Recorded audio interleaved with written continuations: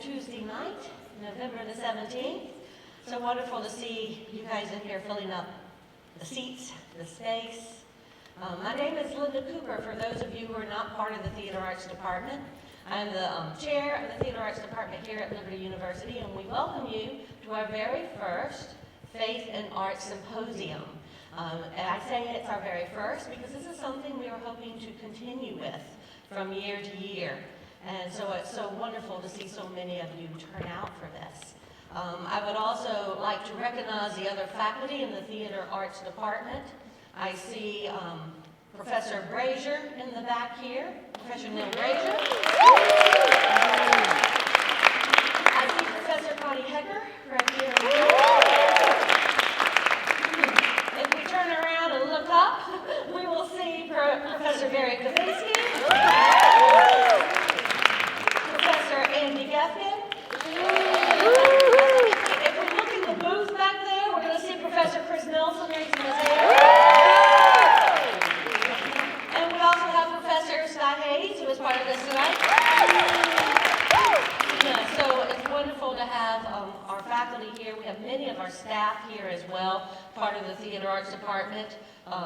Thank you to all of them who have worked to help put this together and bring out a very nice night for you guys. So without further ado, I would like to open in a word of prayer.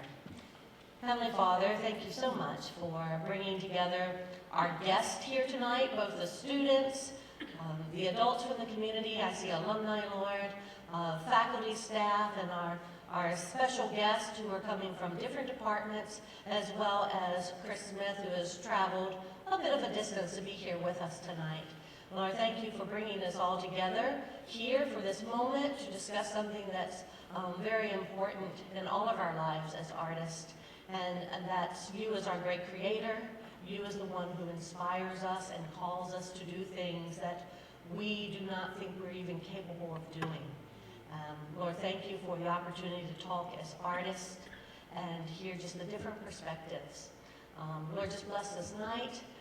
Bless all of us in here, and then continue to be with them as they travel in a variety of different places and ways as they leave tonight.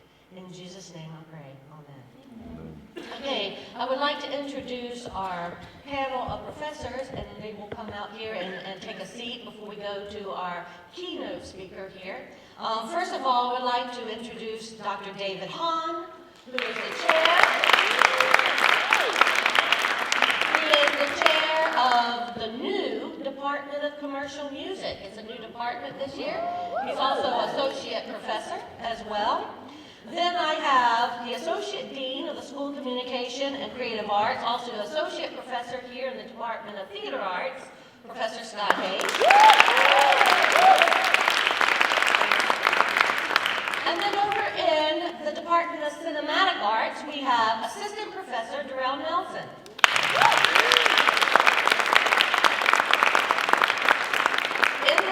Of English, also representing the Writing Center, we have Assistant Professor Sheila Simpson.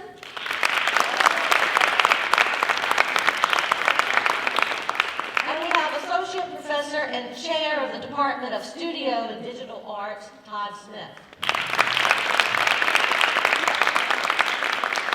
I have asked all of these professors to join us because they are all writers in one form or another, and they are all artists from different genres and different styles and different types of art. So we have a very special perspective that we're looking at tonight, and that's from the world of writing. The reason why I thought it was important for us to go in this direction for our first time is because my playwriting students have heard this from me year after year after year, that if you want to change culture, you've got to be a writer. And that the writers are the ones that make changes, that influence, that inspire, that change other art forms, that change other types of creativity. So, you know, in the beginning was the Word. There's something very special about the Word and about the writing, and then what happens to that writing when we bring and breathe life into it. So our special guest speaker tonight is someone that I first met over the phone, and we had a nice conversation. We had a mutual friend that had worked with us on different projects, David Leon from VCU. And then I took the seniors up to New York over fall break, and we had the wonderful opportunity of seeing the show, the musical Amazing Grace. And so our keynote speaker tonight is Christopher Smith. He's not just the book writer for Amazing Grace. He is also the composer, the lyricist, co-creator. He has worn many hats on a show, his very first show on Broadway.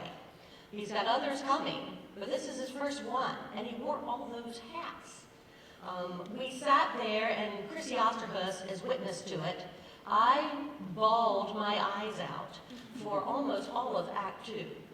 And I just kept looking at the students going, you don't understand what just happened. You don't understand what just happened on Broadway. In a Broadway theater with Broadway actors and New York audience, you don't understand the milestone that you got to witness. And that was seeing a story of redemption on a Broadway stage that brought a cynical audience to its feet, weeping and cheering and singing Amazing Grace. You know, I didn't think I'd ever see that in my lifetime. And so I just kept saying to the students, do you know? Do you know what you're seeing? Do you understand? And the whole time I'm weeping. So it's so wonderful that he agreed to come down here and speak to all of you and talk with you about Amazing Grace and about what it is to be a writer in this industry, this professional industry that I'd say 90% of the audience is part of here, and what it's like to be an artist in it, what it's like to be a Christian in it. And so before I bring Christopher Smith to the stage, we want to serve as an introduction a little bit of a video that he has put together that shows you a little bit about his work with Amazing Grace. And then after that video, I will bring Christopher Smith to the stage. So if we could dim the lights. To be truly alive, I need to sail where the strongest survive and find my way through the wind and the spray to a life I've never known, a destiny. Your musical is on a marquee on Broadway. How does a small town cop get that to happen? Belief. And a new day. Christopher Smith is the writer of Amazing Grace. In 1997, he was a police officer who loved to read about history. I was wandering through a library and pulled a book off a shelf at random. That book was about John Newton, a British slave trader in the 1700s. The musical tells the story of John Newton, the 18th century Englishman who wrote the lyrics. Christopher Smith, who wrote the play and music, spent 18 years getting it to Broadway. One of the most iconic songs in the Western world was a result of this life, this transformed life. I am free. As a young man, Newton was an avowed atheist, a slave owner, and a slave trader. In the show's most disturbing scene, a group of slaves packed inside of a crate is brought onto the stage. Newton's transformation comes when his ship almost sinks in a storm, and he prays to God to save him. He's very honest about who he was and what he did. And when he says he was a wretch, that's not hyperbole. He really was a wretch.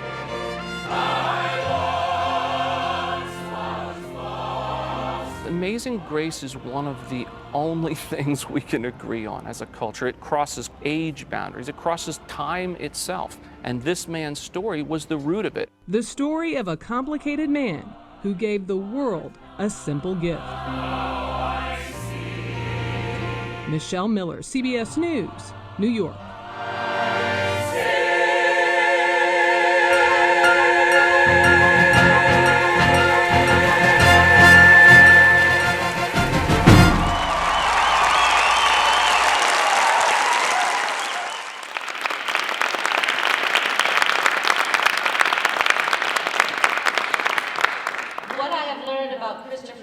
Smith today?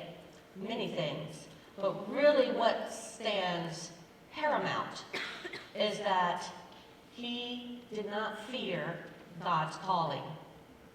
And he did not say, it's impossible. He's courageous and he's bold, and that's what makes him very different than the other writers on Broadway. And so I would like for you to give a warm Liberty welcome to Mr. Christopher Smith.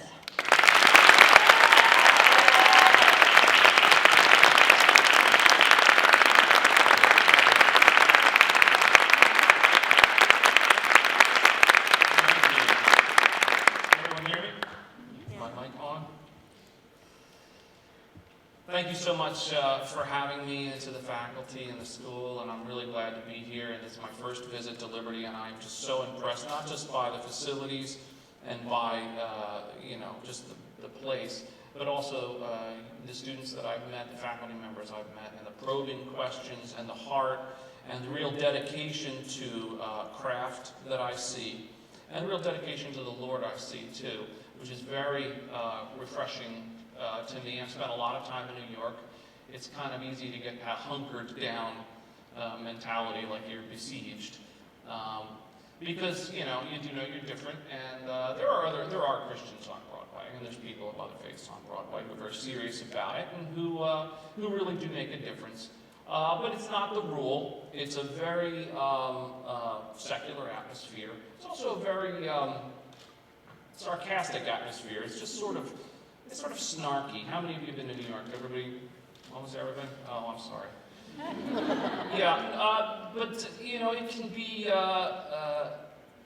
it can be something that pulls you in to an attitude of sort of questioning defeatism, sort of like a what's the point kind of thing. And my vision was to do a show that would really inspire and uplift and entertain and tell a story that is not told on Broadway.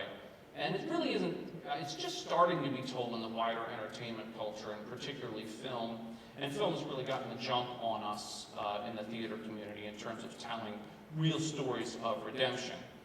But I wanted to fix that.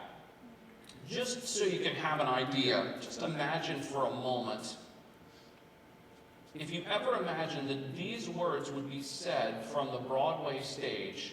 This is on 41st Street. You gotta remember, Amazing Grace is a secular show. It is just a regular old Broadway show put together in the same way as all of the others, advertised pretty much the same way as all the others. And people would come in and sit down and experience the story, and they would hear things like this. You know, many a man has come before you, many a man has passed, and the world keeps on turning just the same. But you spend your life chasing after things that just won't last. None of them will ever heal your shame. Because sin is only good for a season, as a companion on this lonely road you've trudged. One day you must stand and give a reason, for no one's ever leaving here unjudged. So there's only one real question now before your time on this troubled earth is done. When they lay your body in the ground, where will you go when there's nowhere left to run? That song is sung by Tony Award winner Chuck Cooper. And to most of us, it is recognizable as pretty much what you would read in a tract, or, somebody in street evangelism would say. What do you think smart, cynical, worldly-wise New Yorkers did when they heard Chuck Cooper sing that? They wept. They wept. And everybody in the whole theater experienced this in a way that you just couldn't imagine New Yorkers experiencing. At one point, John Newton, after his conversion at sea, after a huge battle where he nearly died, which is true, he almost did die.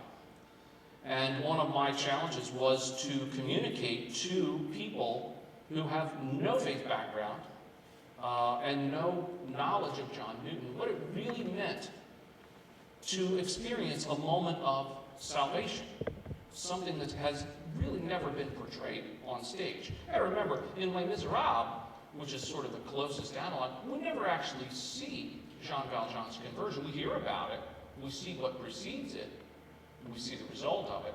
But capturing that moment on stage was something that's a challenge that, frankly, a lot of my investors and a lot of my people who supported the project didn't believe could ever be done with credibility. I won't go through the whole song, but one of the things that John Newton sings, "And I know in my soul it was not in me to change, but God in his mercy called me by name and lifted me out of the pit of my shame and ordained I should live. And that man that I was cast upon the fury of the sea, where the wind and the waves washed away the fool I used to be. And I won't be ashamed to stand and proclaim I am free. I am free. And I never can repay what the Lord forgave this day. He came for me, came to set me free." And the audience cheered. And in a way, they were cheering the performance. In a way, they were cheering somewhat of the audacity of what we were doing. But they were also cheering the man, John Newton. They were cheering that man from all those years ago. Because what I found in John Newton's story was an opportunity to tell people who had never really heard that kind of hope existed in the world and say, look at this man. John Newton was a slave trader. I mean, he was not a good guy. He said he wasn't a good guy. He was on the run from God. He was a rebel. He was an atheist. He was what he would call a libertine. And the fact that God pursued this man through the years and across the miles as he spent a lifetime on the run from the man that he used to be is an epic story that almost no one knows. Now, we here do, because, you know, it's kind of the world we live in. But most people have never heard of John Newton. I had never heard of John Newton.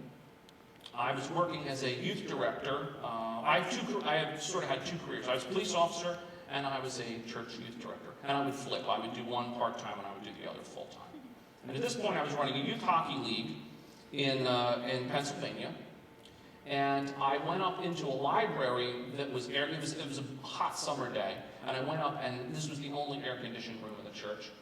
So I went up there, and I would go through this kid's library, and I would always go looking on the shelf, and I'd look for little object lessons, things I could, discussion starters and stuff like that. And I literally walked down the row like that and just went like that. Didn't even really look at what I was pulling out. And what I pulled out was that book that they showed on the ABC News. Just John Newton. I didn't know who he was. I didn't know that he wrote Amazing Grace. And I don't read the foreword to a book. I always dive right in. Well, I missed that he had written Amazing Grace, so I read his story as a narrative. I read it the way people experience it on the stage when we show it, just as a story. And then I went through and I saw how close this man came to death again and again and again. I saw his rocky relationship with his father and the woman he loved, but who was out of his reach. And in the end it says, oh, by the way, he wrote Amazing Grace. And I realized that this was the story of something that affects so many lives all across the world. For centuries, Amazing Grace has been one of the most loved songs in history. And this story I'd never heard of. That was it. I had to tell this story. There were a couple problems. One, I didn't know anything about writing, really. And I'd never been paid to write anything in my life. I'd kind of messed around and things like that. I couldn't read music. I couldn't write music. I still can't read or write music, by the way. And I didn't know anybody in the Broadway world, and I didn't have any money to do it. So other than that, things were looking really good. So I went home. I told my wife this, and she said, "It's great, honey. Do it." And do what? I thought I would pass it off to somebody else. I thought, I would get some consultation. And she, and we're best friends, by the way. In Amazing Grace, the story of John Newton and his wife-to-be, Mary Catlett, we really don't know a whole lot about her. So that relationship is really based on my relationship with my best friend, Alana, my wife. And she basically said, look, you spend so much time telling young people not to put God in a box and to be the person that they were created to be. So now it's your time to put up or shut up. So do it. You know, you write it. Now, neither of us knew at the time that you don't really write the music, lyrics, and libretto of a show. It's just not accepted. It's been done a couple of times, but it makes Broadway people just paranoid to have all that in one person. And you give the fact, how many have seen Shark Tank? Everybody watch Shark Tank sometimes? Just imagine, you know, I'm going out to raise money for this show, you know. Imagine going onto Shark Tank and saying, I would really like you, Mr. Wonderful, to put down $500,000 in the most the riskiest entertainment investment in the world, the highest chance of failure. And I'm going to do it all myself, and I've never written the book to a musical. I've never, composed a show for the professional stage. And I've never written lyrics for the professional stage. And please give me, a check. I would be laughed off the stage, but that's exactly the position that I was put into. I wrote it on my own for about 10 years. And then when I got to the end of it, and a lot of this happened by chance. All of this is a God thing. I'm going to tell you like specifics of different things. Just bear in mind that if you take God out of the equation, the whole thing is just a pile of parts on the floor. And so many little turning points came. At one point, I hadn't worked on it for about 2 years. I'd sort of, just gone on to other things, and I was working on my career. I was trying to start a video business. And one day I said to Alana, I said, you know what, where's that book? Where's the book? Because of course I stole it from the library, I got him another one later, but, I failed to return it. Anyway, I went and I found the book in a box, and I took it out. I started reading it, and I opened to a page. And it said March 21st is a day that I will always remember, because on that day God saved me out of the great waters. And I read, and it was the story of John Newton's salvation. I just happened to open to it. And then I put the book down, and I thought, I really should do this. It really is worthy of doing. And then I thought, wait a minute, it's March now. What date is it? And I went and checked the calendar, and it was that date, that day. I had no idea. And I'm terrible with dates. I don't even know what is today. I don't even know. It just makes no difference. And people, they're like, you missed my birthday. It's like, no, I didn't. I know what date your birthday is. I just don't know what day it is now. And so many times that would happen to me, little things, little reminders from God that he was on top of this, that he was controlling us. I'll tell you another one in a little bit. But I actually was teaching guitar to a gentleman. We were doing a Bible study together, and he was learning guitar, and we would do like praise and worship songs. And we were practicing one day, and at the end, totally without planning, he said, what are you going to do today? And I said, I think I'll go write my musical a little more. He's like, musical? Aren't you a cop? Like, don't you like drive around and eat donuts and stuff? And I said, yeah, but when I'm not doing that, I write this musical. And so he said, well, tell me about it. I told him the whole story, sitting there in his little study. And he looked at me and he said, Amazing Grace is my favorite song ever.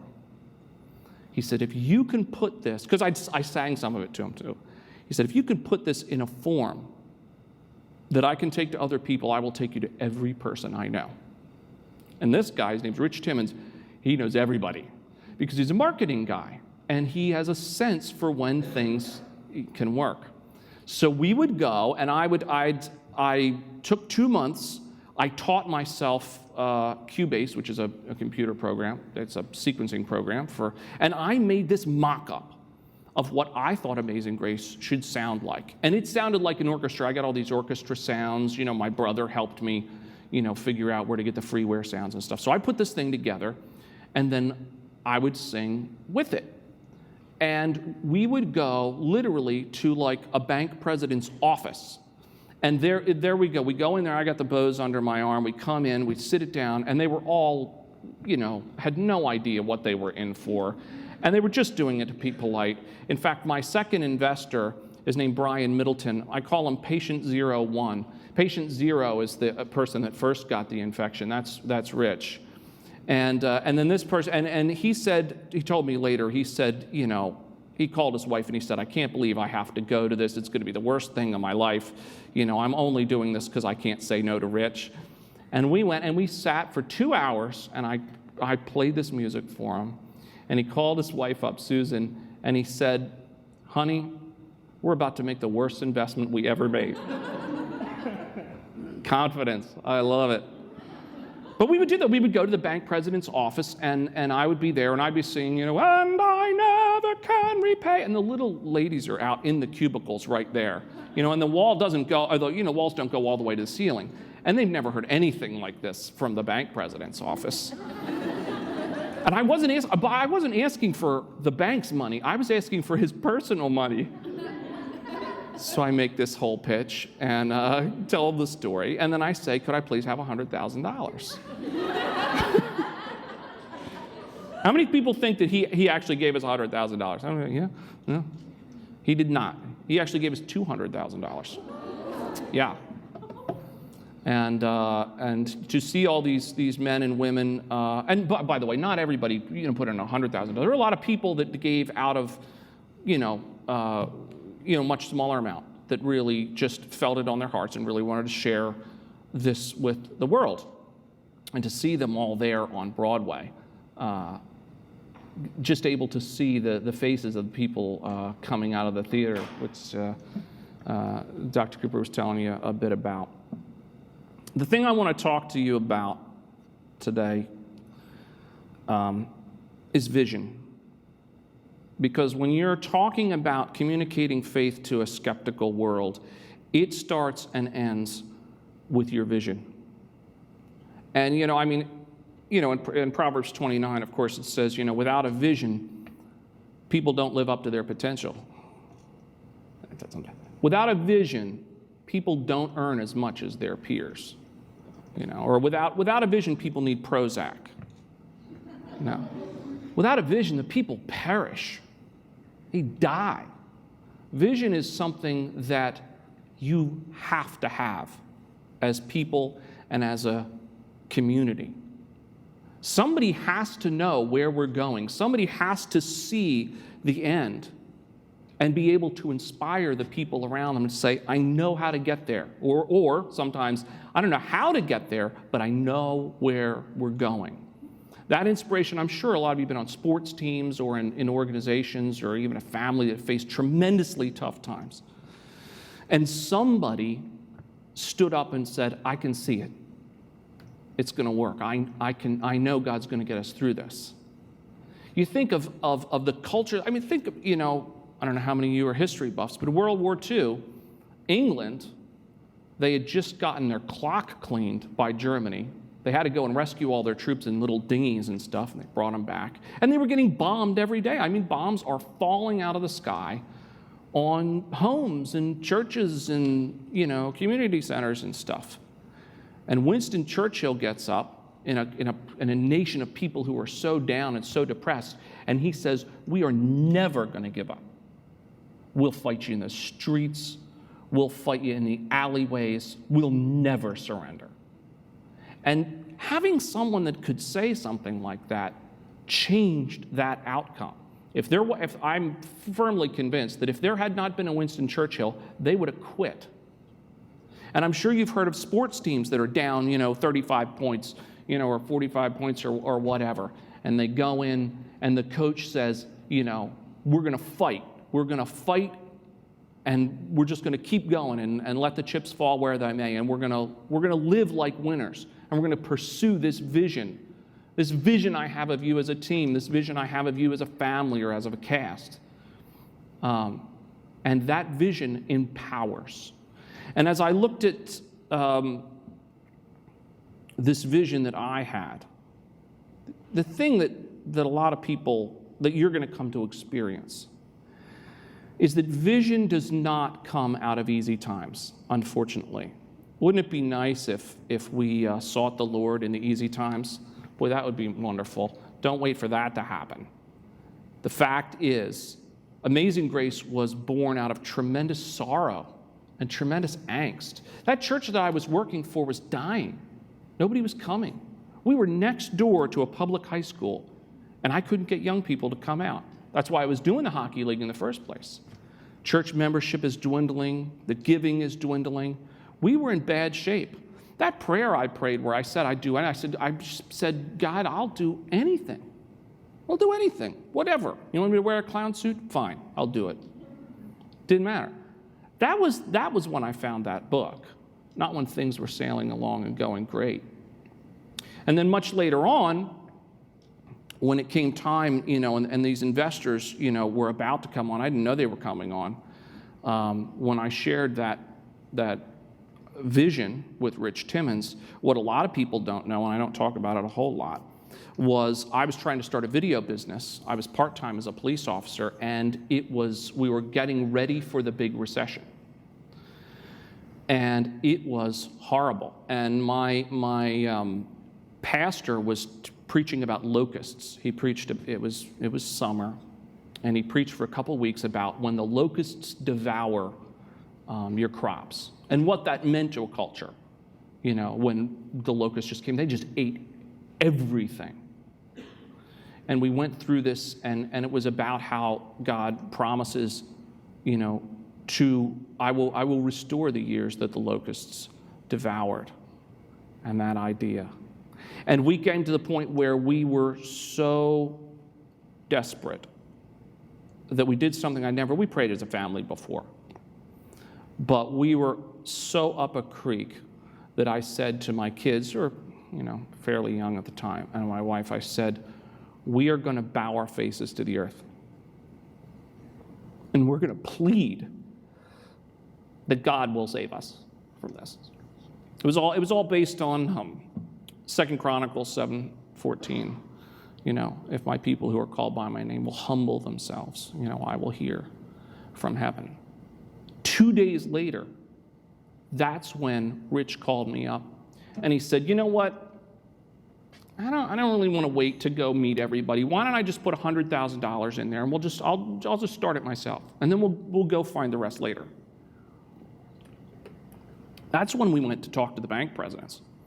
That's when we went to talk to the other people, after he stepped out in faith.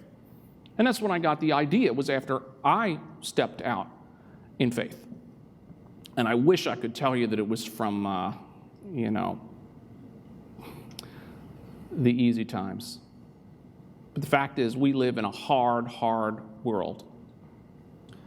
And, you think, you want to win the lottery, or man, if I won the lottery, I could do this and that and all this. But the fact is, I could short circuit your vision right now if I had the wherewithal and I knew you well enough. I can take it so that your vision goes and is gone. Just give you what you want. Just hand it to you. Just give you a handout. Here you go. Here's your vision. When was the last time you stayed up till 3 a.m. praying for something that you already had? How many times have you beseeched the Lord for something that, was laying around the house? No, it's when you don't have. When you feel a need, when you feel a burden for someone, when you look around at your community and you cry out to God. That's when you have a vision. That's when you will try things that other people don't try. And I had a lot of people that were coming to me and telling me this was not going to work. I had I guess he was like an off-Broadway guy or something, I forget. And he was a friend of a lawyer, and the lawyer calls him up and says, what do you think of this? And I sent him over the thing, and he was offended.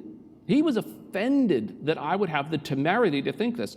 And he's on the phone, and the lawyer's on the phone. We're trying to raise money from the lawyer. He says, you make it sound like an epic. And I was like, yeah, that's right. It is an epic. He's like, you're a new writer. You need to do something small. You need to work your way up. You need to learn. You need to do this, that, and the other thing. And I said, the problem is this work demands a huge production, like the kind you saw on the video. I mean, huge. I want storms, I want battles, I want people fighting and crying, big stuff. And the people that saw that idea through the prism of what they had already experienced never got it. They still don't get it. They can come out, they could see Broadway, they could see an entire audience of people weeping into their shirt sleeves. And this is not just, the people you would expect to cry. We're talking about 50, 60-year-old guys, and they're a mess. I mean, they're weeping, they're hugging each other, they're hugging strangers. Glenn Beck, he told the story on the radio of how he saw the show and he turned and he hugged some total stranger that was beside him, and then she hugged somebody, and they were all having this big hug. They had no idea who he was. And it was just that kind of experience. There was something happening in the room. And I had a vision for that way, way back. So now I have this vision. Now I have to go and I have to communicate this, because the vision was not to do a faith-based production. It wasn't like, we talked to people that did faith-based theater. We talked to Sight and Sound and some other people, but that wasn't what we wanted to do. What I wanted to do was do a secular show that was about the salvation of this person. And that's a big idea to try and sell, either way, selling that to my Christian investors or to the secular theater community. I was getting pulled from both ways because nobody got it. They were like, how are you going to do that? That's not possible. And I had to basically invent a way. The other thing is I didn't know how I was going to do it. I stepped out in faith and said, it's going to be like this. And I would pitch this idea, and I had no idea how it was going to work at the time. I read somewhere the other day that I discovered that I was a writer. I didn't discover that I was a writer. I became a writer. I had to build that. I was 18 years. 18 years. That's that's enough. That's like an entire childhood and young adulthood. And I had to grow from infancy to Broadway writer during that time, with all of the doubt and fear and questioning that would come with that. I hope your dream does not take 18 years, but it might. It might. And you need to understand, and you need to be realistic with yourself now, that you are not going to grow from the good times. You might. I mean, sure, it teaches you maturity and poise, and everybody loves approval, and I'm sure you get encouragement from the faculty and from your friends. You'll grow from that to an extent. But imagine Steven Spielberg with Jaws, and you realize that your shark movie, that 80% of the shark shots will not work. You've pitched this to Paramount, and now you have a shark movie without a shark. And that really happened. He almost had a nervous breakdown because of this. George Lucas also almost had a nervous breakdown when he was doing Star Wars. He actually checked himself into a hospital because he thought he was having a heart attack, because the pressure was so great and things were falling apart. All those special effects shots from Star Wars, they were all a mess. Those were all redone. Nobody knew how they were going to get it done. And they invented it. They invented a whole discipline of computer-controlled photography and and multiplate photography and things.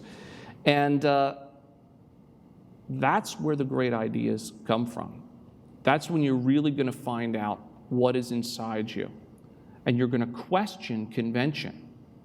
And one of the things, being at a university, you're going to spend time learning theater history, film history. You're going to learn how people have done it in the past. And you should. That's fine. But what you have to understand as you learn those conventions is they are biasing you. What I'm saying to you right now is biasing you. You just have to realize it.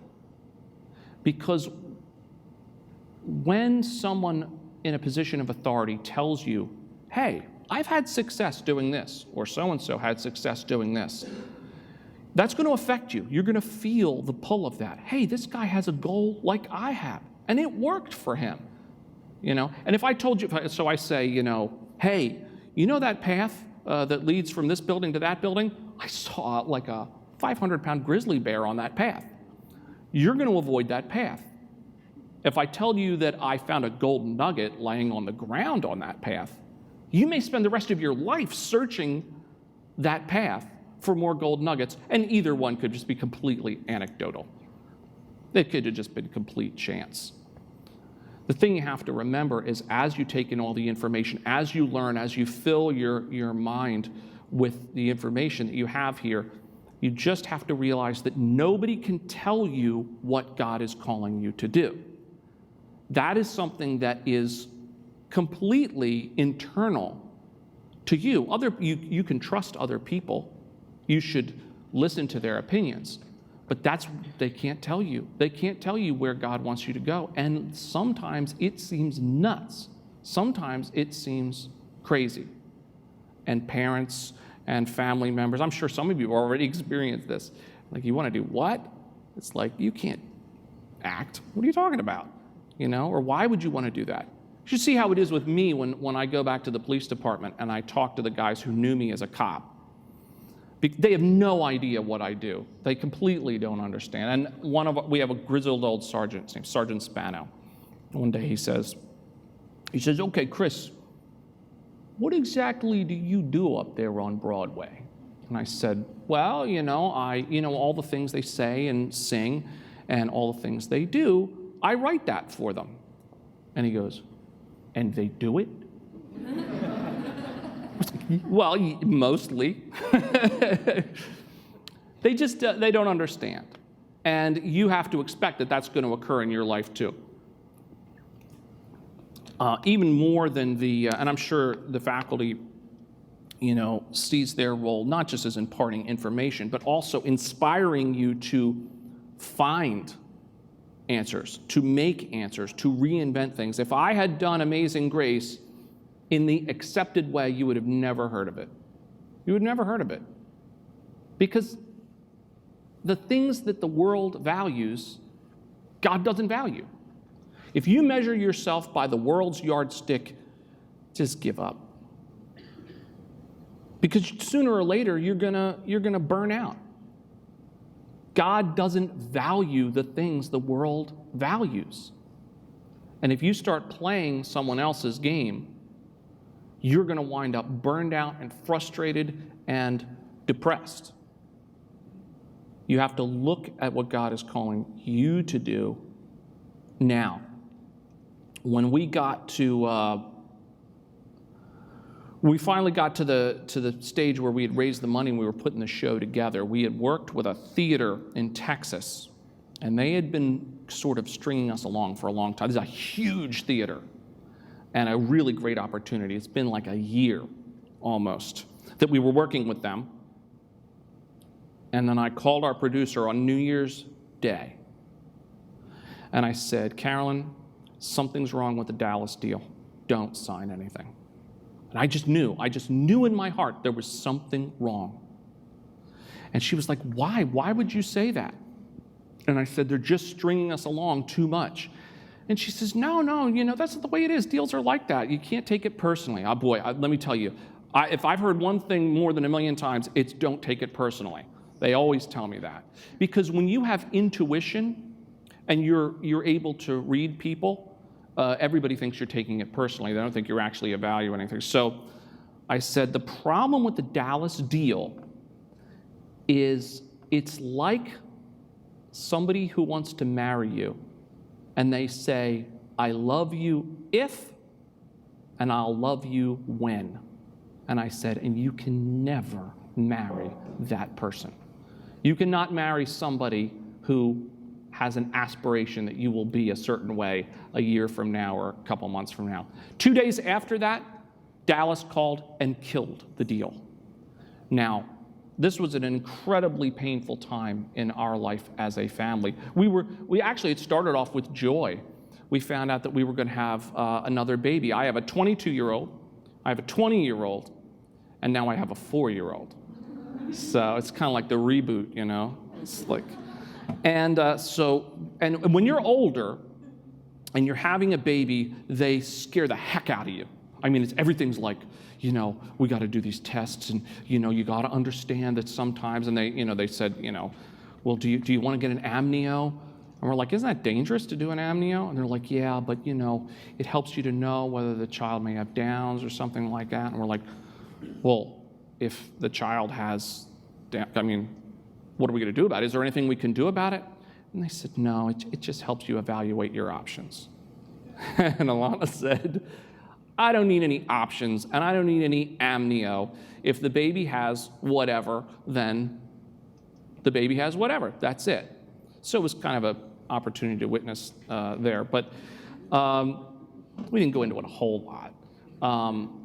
But after being scared like that for months and months and months, this is true, this ran out just like this. They finally said, you know what?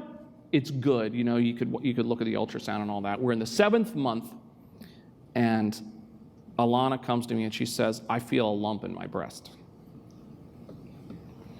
And I'm like, oh, it's a blocked milk duct or something like that. It's something normal.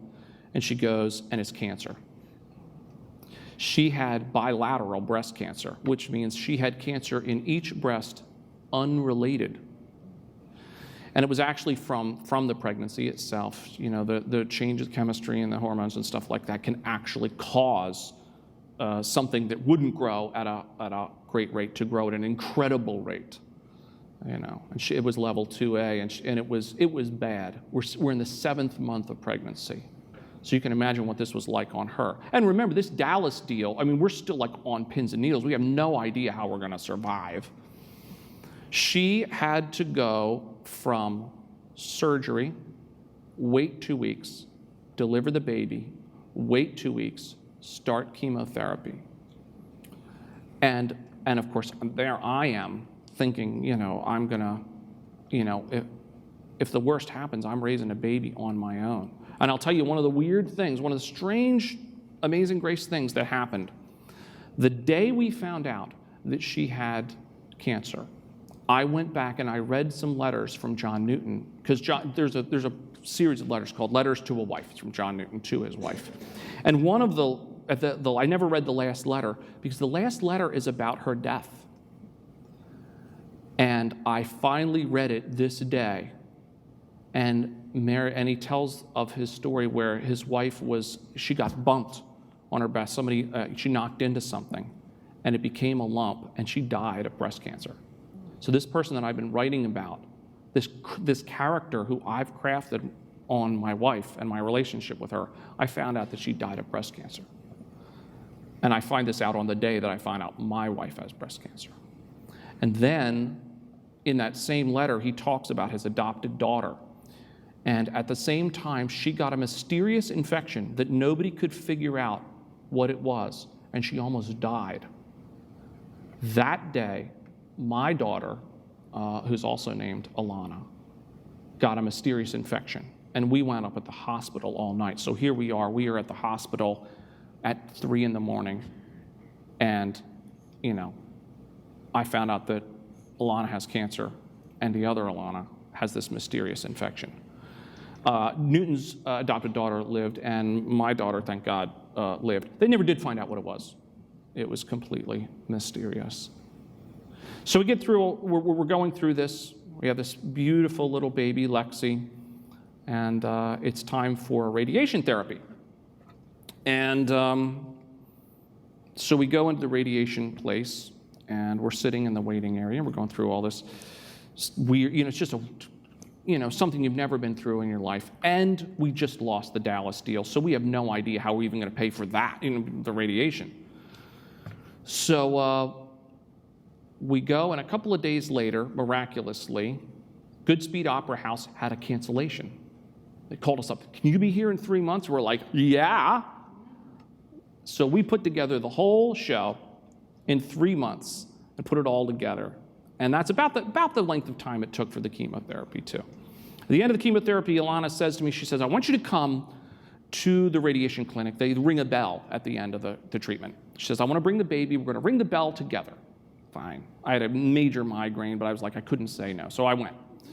And so here we are. And then she said, Alana's not a very sentimental person, really. She's not like drippy like me. And But she says, look, while I'm in the treatment, will you take a video of the waiting area? And I'm like, the waiting area? What do you want video of the waiting area? This is very unusual that she would say this. So I go in, and I actually have the video of this, and I'm videoing the waiting area. And on one of the walls, there is a picture, a painting. Now, the Goodspeed Opera House is about 250 miles from my home. Nobody in my area has ever heard of it. It's not a big place. It's just a little opera house where they develop new musicals. I go up to this painting and I looked at it and I counted the windows on it. And I looked at the lines of the arches. And I brought it up on the internet. We had been sitting under a painting of the answer to our prayer that whole time. Ever since we went in to that chemotherapy clinic, the answer to our prayer was on the wall behind us. We had no idea. This kind of stuff happened constantly throughout Amazing Grace as we continued to develop it and we continued to go through the difficulties. And I got to look at my time here. How long are we? 20 more minutes. I want to give you things that are going to prepare you for a battle. You are in for a battle. If you want to live out your faith in the secular arena, in theater or film, you are walking into a minefield, my friend. But as you look at your craft, and as you work to be the best, first thing you have to do is you have to be dedicated to excellence. I have no idea why God picked me for that. I don't know. Who knows? I was available. And by the way, that's the most important thing. It's to be available. Your availability counts for so much more than your ability. God can give you the ability to do anything, but finding a willing heart, that's hard to find. So never underestimate the power of being the guy or girl in the right place at the right time and actually saying, yes, Lord. That's it. The best things in the world have started with, yes, Lord. It's like, oh, you're paying attention. Good. You're the one, and then he equips you to do what you need to do. The level of difficulty that you experience in the secular world going in. And you got to remember, Amazing Grace, the vision of Amazing Grace was to do just a regular old show. It was a secular show from start to finish, but woven throughout it is this tremendous story of personal salvation. And I had to go and I had to, convince people that were chosen for their expertise in their field. There's no litmus test. There's no... the only person that I sort of insisted get it spiritually was my co-author, Arthur Jerome, who is also my mentor. And I knew that because he would actually put things into the script and they'd be there forever, that he had to get it. But as for, director, choreographer, and all those things, they all came from different levels of just like regular people. It's just like if you went out and said, who's the best truck driver? Him. Okay, come on.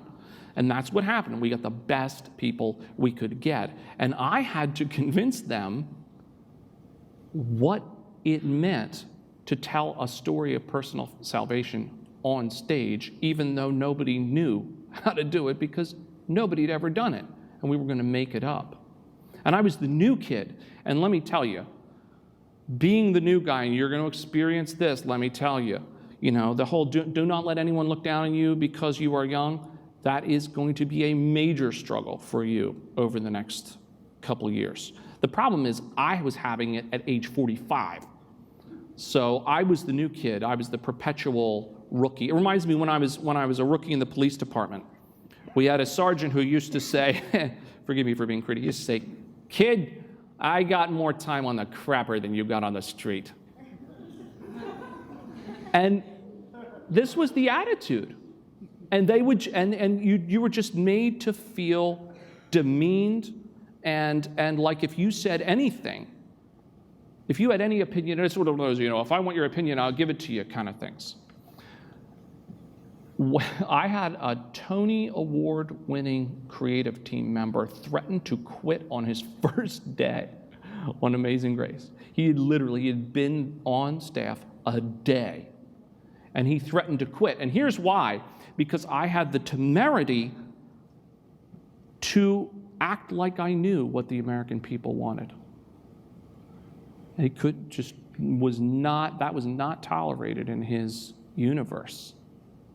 And I was actually agreeing with him, by the way. It went like this. He said, da-da-da-da-da-da-da, and I said, yeah, I think you're right. I don't think people from my area would get that either. Literally not allowed to think that. You don't have enough experience to think that. And I had to deal with this, and we couldn't lose this person. So I went and I apologized to someone for agreeing with them. I didn't say it like that, but literally, I had to, because we needed him, and I had to make a judgment call, and I had to be the mature one and kind of say, well, guess what? It doesn't really matter if he ever agrees with me. Now, interestingly enough, I had some of these people, some people wonder, do the people on stage in Amazing Grace get it? Some people don't. Some people have gone through the entire process, and they still really don't understand what Amazing Grace is about. And that's fine, because we're all at different levels of growth and we're all going through it. But I had one very influential person, Tony Award winner, who had really fought me tooth and nail on some things and really wanted the story to be very different. And I actually confronted him. I said, look, we could do what you want, but we'd have to change the name to Amazing Guilt. Are you okay with that? And he came up to me after we went in front of an audience for the first time, and he put his hand on my shoulder and he said, I had no idea what you were going for, and I finally get it. This is after he went out and did his part, and all credit to him. He trusted enough to do it. And when they saw what was happening in the audience and how people were reacting, they had no explanation for it. My only explanation is sort of like it's a God thing. That's it. That's all I can basically say. We had a situation where I was telling Dr. Cooper, where one of the performances, we get to the end of the show, and it is true that every performance, the audience would stand and they would sing Amazing Grace with the cast without being asked. There are a couple firsts in Amazing Grace, and that's one of them. Nobody can ever remember a show where the audience would stand and sing with the cast without ever being asked every single night. And that would happen. This one night, we're not even there yet. It's not the time when they usually sing. We go, we've been there 10,000 years, and we go into Amazing Grace, how sweet the sound. We haven't done the curtain call or anything yet. And this night, the people in the back stood. And then the people in front of them stood and stood and stood and stood. Normally it happens the other way, of course. You see the people in front of you stand and you stand. This was completely backward. And when they stood, they didn't sing and they didn't clap. They just stood. They just watched. And it threw the cast completely off. Nobody could sing. Everybody got choked up. And when they walked off stage, the stage manager could not see what was happening. So the cast is coming off, and the stage managers are like, what happened? What's going on out there? And they're trying to explain, like, everybody stood out. You're like, but that happens every night. No, not like this. And, one of the great things, I should write a book,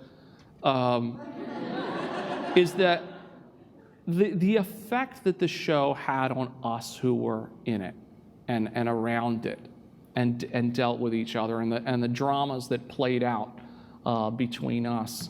And my first job in Amazing Grace was not, and my first role as I see it, was not to write the music, lyrics, and libretto. My first job was to reflect Christ in the room. And it was tough. It was tough, because it could get heated 12 hours in, and people are having arguments about petty things. And of course, I was a cop for years, so I don't really take, a lot laying down. So we all said things we regret, but some of us regret them anyway.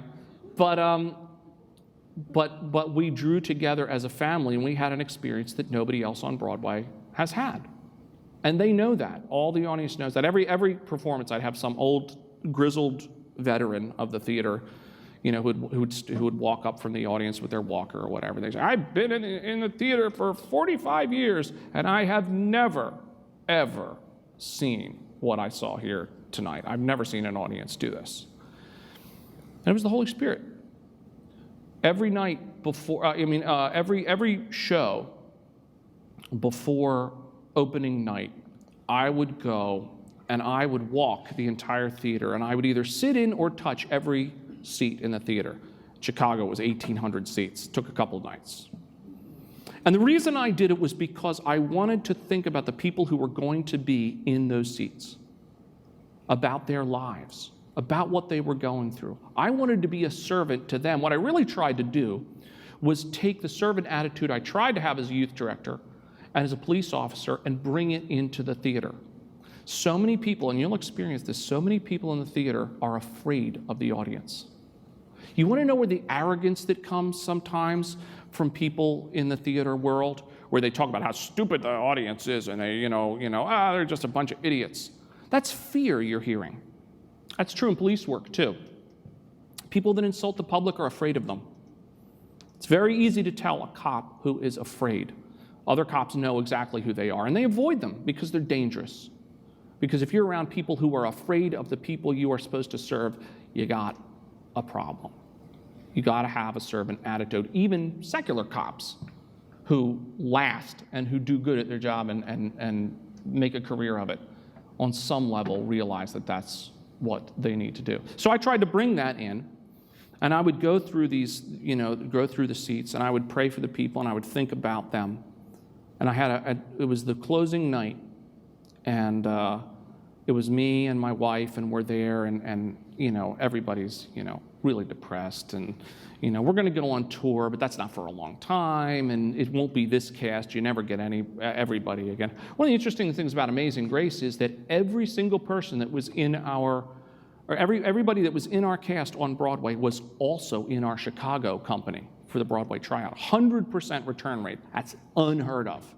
Not only that, we got 100% of our stage management, and we even had stagehands that flew in from Chicago to do the stage work on Broadway, just because of the loyalty they felt to this family that we had created.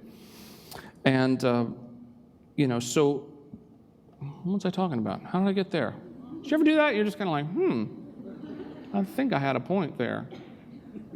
Anyway, I'll drink water. This is a good cover. I told Dr. Cooper earlier, I said, when I lose my place, I'm going to drink water, because nobody expects you to talk while you're drinking.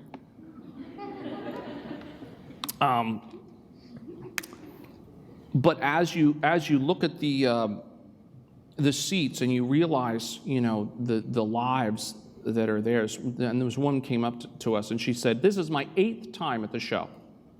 We're going in. We're just about to go in for the last performance. This is the 8th time at the show, and she was wearing a kerchief over her head. And she said, I have breast cancer. And she had read about my wife, and she knew the story. And she said, I only really have like 2 or 3 good days a month, because I guess it was every 2 weeks or whatever. And she said, and it takes a certain recovery time. And she said, and I know when they are going to be, and I time them out on the calendar so that on my 1 or 2 good days, I'm here to watch Amazing Grace, to just sort of recharge for the next time. And I mean, when you look at what you do in light of that, that's a heavy, heavy responsibility. That people are coming in that condition. You have no idea. When you do your jobs out there, when you're acting or writing, or directing, or what you do, you don't know if the person in that seat is on the way to jumping off a bridge. You have no idea. I had so many people that would come to Amazing Grace and they would say to me, I'm not supposed to be here. I wasn't supposed to be here. Somebody dragged me here. I was just walking by. I got a free ticket. Or whatever. And they all would have a story about how they weren't supposed to be there. That happened at the very first live performance of Amazing Grace. Years ago, when we were at a church, we did a church event. We got 1,200 people in a 600-person room. Boy, that was interesting. No, we didn't break the fire code. We went to overflow rooms and video and all this stuff. But a lady came up to us and she said to our star, Adam Jacobs, who was he's the star of Aladdin now. He's Aladdin on Broadway. And she said, my doctor told me today that I have a month to 16 weeks to live. And some of the things you said up on that stage taught me or told me that there are things I need to get right in my life and people I need to get right with. And she told that story, and she went off, got in her car, and I have no idea where she is now, and you know what I mean? I'll never know. But I do know this. I had 2.5 hours with her, just like I had 2.5 hours with the 100,000 people who came to Broadway in Chicago. That's it. Our lives only touch for that amount of time. And all the preparation you do, all the rejection you experience, all the times you question yourself and you have to reevaluate, and the things you have to put up with in the late nights, you're doing it for the 2.5 hours, sometimes less, that you're going to have with those people. And your lives are just going to go like this. That's it. You may never see them again. And you'll never know what impact you had on them. But if you have a servant attitude toward them, you can affect them in a way that you have no idea, especially if you're going to write. And especially if you write for the theater. People say, why didn't you do a film? Why didn't you write it as a film? This is before the movie Amazing Grace had come out. And I said, because they're going to do a movie of it in 2 years, and I don't want to have a copyright problem. Now, I had no idea that they were going to do that. People memorize musicals. They memorize the lyrics. You know, I was in Grease. That was my first high school musical. If there is a musical with a worse message than Grease, I do not know what it is. Change everything about yourself and become a slut so that some guy will like you. Thanks, guys. Real helpful. But I still remember it. I was Duty in his, what's that playing on the radio? And it's in my mind. It went in, it assimilated into my brain. And part of what I was doing with Amazing Grace was I realized that 20 years from now, you know, I want some young person somewhere, you know, memorizing words to this show. I want them hearing that positive message again and again in their head. And then I want them to go out and I want them to perform it for other people, and I want them to hear it. At one point in the show, Mary Catlett writes, she's written a letter to Johnny. He's at his deepest, darkest, awfulest time of his life. And he gets this letter. And I wrote this letter, it's to Johnny, but it's really to the audience. And I'll leave you here and we'll have our Q&A. It's really to the audience.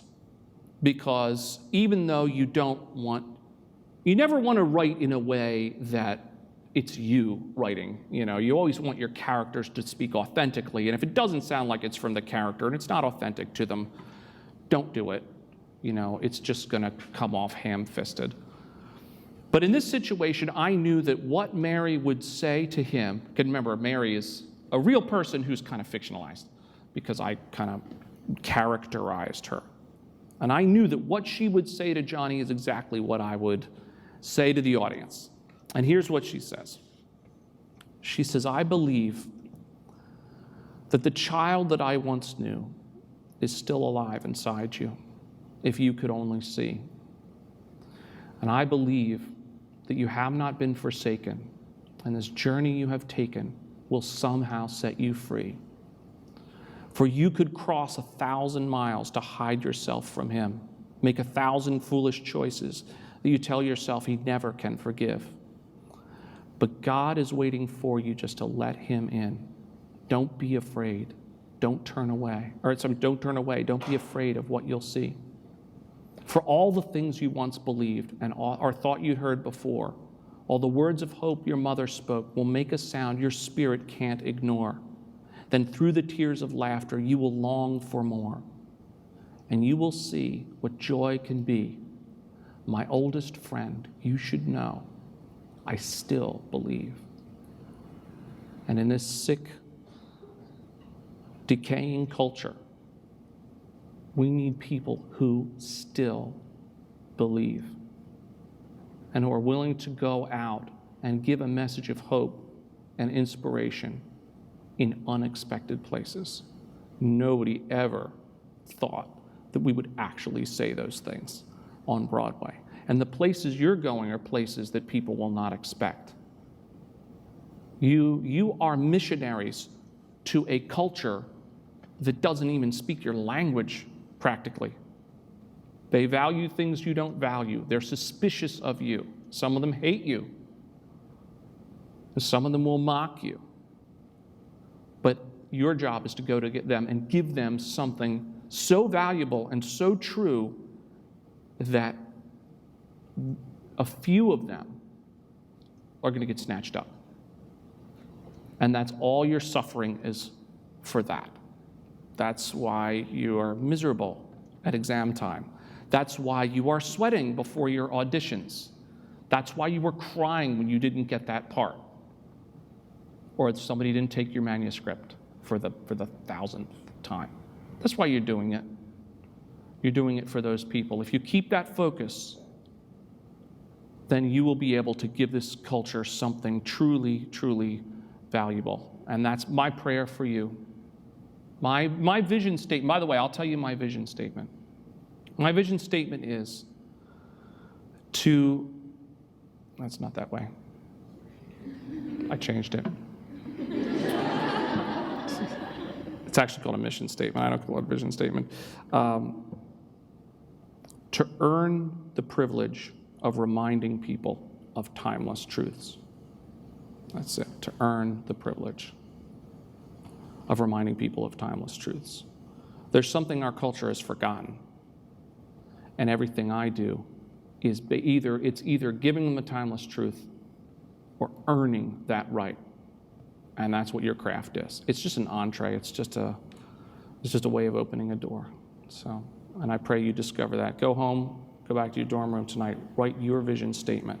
Keep it simple and make it true to what God's calling you to do. Thanks.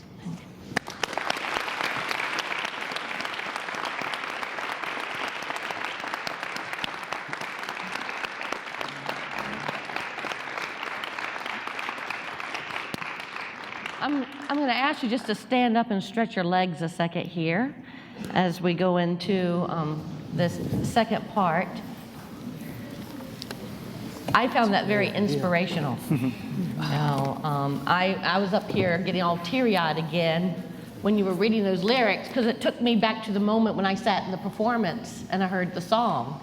It was like my muscle memory came right on back, and I was crying again in that theater. I was looking over at you, David, and I saw you were reminded of that moment as well. Powerful moment. Thank you so much for speaking with us. What I have asked our faculty here to do is just each of us take 2 or 3 minutes and just respond to how we align with these ideas of the integration of faith and arts from our different perspectives or our different art forms. And then we're going to open it up to a Q&A for you guys to ask whatever questions you want, whether it's about what was talked about tonight or other aspects of theater or other aspects of art forms, to any of us. It can be a direct question to our special guest here. It can be questions to any of the faculty here, but we will open it up to that. So I'm going to start down here on my left with Professor David Hahn. And if you could just speak 2 or 3 minutes here from your perspective of songwriting over there in the School of Music and how you align with ideas you heard tonight. Yeah, I saw the show, so I get to speak from that perspective, which is really wonderful. I just completed a dissertation this year, and the 2 central elements of my dissertation are that songwriting is narrative, and secondly, that we make sense of our lives through songwriting. Some of those songs are going to make their way into the world and connect with people and transform lives, and that's really exciting to see this very aspect. And there's 2 aspects to this that are fun to deal with when looking at it from this lens. It's not surprising that a policeman who was also a youth minister, I think they're kind of the same thing, actually. Sure. Would be called by God, and I want to go to the calling aspect as well. called by God to do this very thing that is amazingly impossible to do. If you've lived in New York and you've worked in New York, and I've done both, and been around this whole piece, I can't praise you highly enough for what you've done. And it's so exciting for me to see that he has equipped you. He called him, you heard that very clearly. And then he equipped him, and it took a period of time to do this very thing. The songs that we hold on to and endure the test of time are those pieces that are written and rewritten over periods of time. Not just the one-hit wonders that just pop out, but these pieces that are formed deeply within us. And the narrative aspect is that he read about John Newton, but he was also reading his own life. And it's interesting, he said that the love story was, and it's fun now to think back on that, was actually you and your wife, because you can see that written into the music. It's very tender, and it's really wonderful. Let me go to the crafting a little bit. When he was having the different characters portrayed, I was putting these thoughts together. It's interesting. So John Newton's music is adventurous and dramatic. And then Mary Catlett, his wife, she's very classical and regal. The music behind it, the songs, very much are their identities. Thomas is the slave that you fall in love with. And then there's this tragic turn of events that happens in here, in the play. And he uses this field holler and then melancholy. And it really defines who he is. His music is that way. He starts the whole show off with this beautiful, melancholy, rich statement. And then the Princess Royal, who is the African princess in the play, is tribal and rhythmic and violent. Her music is that way. And the Nana that you fall in love with as well is very tender and folk-like. And he's done that so beautifully in the crafting of that. It draws you in. You don't even realize it after the first act is over, how you are connected emotionally to each one of the characters because of the music that's portrayed them. Then, the last thing, if I could touch on this just briefly. So, here's this calling piece that I want to hit, because this is the school where we can talk about this. Okay, I've gone to secular schools all my life. We can't talk about that in secular schools, and it's tragic. You need to know how tragic this is, okay? Because that's where I've been in my education. And just to say the name Jesus was an offense to most of my professors and other students in the room. And it was sad. And they used his name defiantly and not in love. So my point is, what has God called you to? What has God called you to? And if you take the world's voice and trumpet it at the highest level that you can, and you finish life saying that,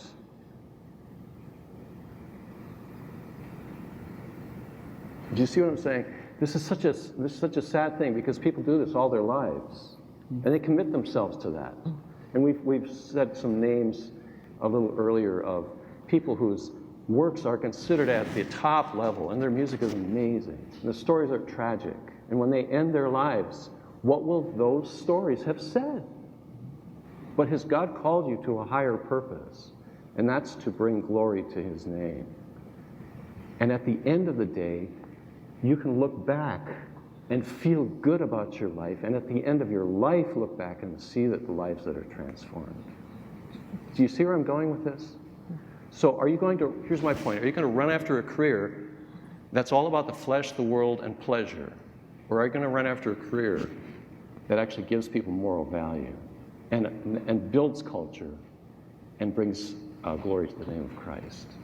Those are two very, very different things. Okay, thank you, David. I'm going to go here to Professor Todd Smith with Studio Arts. First of all, Chris, thank you for that presentation. That was wonderful. I think I would really like to focus in an area related to vision, related to what you're talking about there. And to do that, I would like to look at a verse in the Bible. It's Exodus 25:9. And really, it's when God wanted the tabernacle in the wilderness built, and he actually gave that plan. The Bible tells us he gave that plan to Moses. To our knowledge, Moses was not an artist, but God chose a man named Bezalel to actually do that. But the scripture says in Exodus 25:9, make it and its furnishings exactly like the pattern I will show you. For one thing, that's architectural terminology. Do you know the first thing that God told him in that description of things to make? The very first thing was the Ark of the Covenant. It's the very first thing, what's called the mercy seat. And for years I read over that and I would think, oh, that's so cool, because there's an example of God working through an artist, and I skipped and missed that really essential part, and it's this. It's the mercy seat was the place where the high priest went, and when he would go there, he would actually sacrifice for Israel. Once a year he would do that. He would sacrifice. And it was so important that when he would go in that, he could literally be struck dead by the glory of God. And so God was most concerned in his relationship with Israel about their heart. Where was their heart? That's the first thing he said. Do this because I'm concerned about the heart. And I tell our art students this. Your heart has to be in the right place. That's where the vision starts. And the man who actually did that, who actually created those things, was a man named Bezalel. Okay. Hebrew term, I guess, Hebrew. So, or Aramaic, one of the two. I think it's Hebrew. But Bezalel, and he had a helper named Oholiab. And I want to read this scripture to you. And it's really, really cool. It says, Exodus 31, Then the Lord said to Moses, See, I have chosen Bezalel, son of Uri, the son of Hur, of the tribe of Judah, and I have filled him with the Spirit of God, with skill and ability and knowledge in all kinds of crafts. And it goes on to list the different designs he can do. And for those things God doesn't list, at the end he says, oh, by the way, whatever else he needs to do, I'm going to give him the gifts for that. And I would read that, and you know, the first thing I focused on was, hey, you know, so cool, because this is a Spirit-empowered man. It actually says here, God, through the Spirit, gave Bezalel his abilities. So I do want to mention to you that God can give us our abilities. As you were mentioning, Chris, you know, God works through us, with us. But there's something really here that's so important, it's easy to miss. If you read Bezalel's genealogy here, this is like his portfolio, right? It says here, the son of Uri, the son of Hur, of the tribe of Judah. Do any of you know the story of Judah? Nobody? Go back and read about Judah. He was a pretty wicked man. But do you know that the Bible tells us that Jesus is called the Lion of the tribe of Judah? If you read Judah and read his story, it's pretty bad. And it would be easy for people to say, oh, man, you came from that person, Bezalel? How could God choose you? You came from him. But the fact of the matter is it doesn't matter. It really doesn't matter your past. God wants to use you right where you are. And that's what vision's all about, I think. Vision is about not who you are, but who God is and how he wants to use your artwork. So I'll just stop with that. Thank you. Professor Scott Hayes with Theater Arts. Chris, thank you very much. I was struck by both the supreme uniqueness of your story and then the commonality of it. Here's what I mean. See if this makes sense to you. I have no doubt that the secular world sees your story as unique because it makes no sense. Except to us, it is common because it speaks to the audacity of a Savior. That is what we have in common with his story. Now, how does that relate to the craft? I'm convicted as a teacher because here's what happens as a teacher. A teacher, when you talk about history or talk about theories, you talk about what is in the past. But what might not be said frequently enough is theories are created in two different ways, inductive and deductive. One means this is what happened, so here's the theory. The other way is, here's a theory, let's see what happens.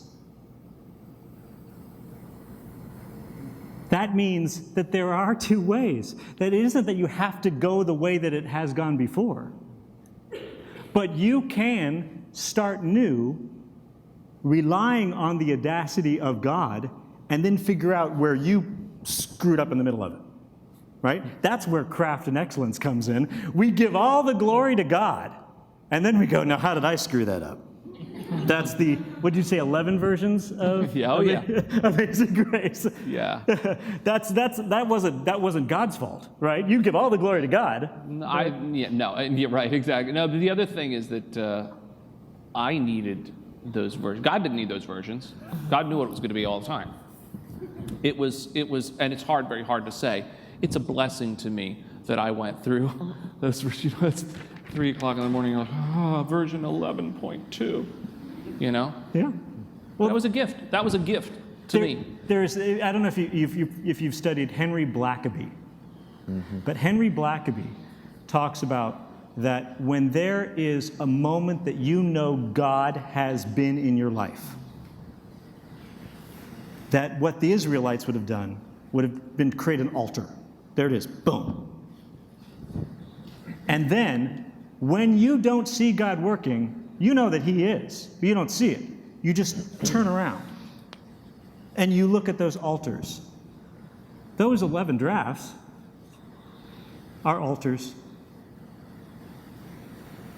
My only reason that I'm on this panel right now is that I've adapted a couple of novels to plays.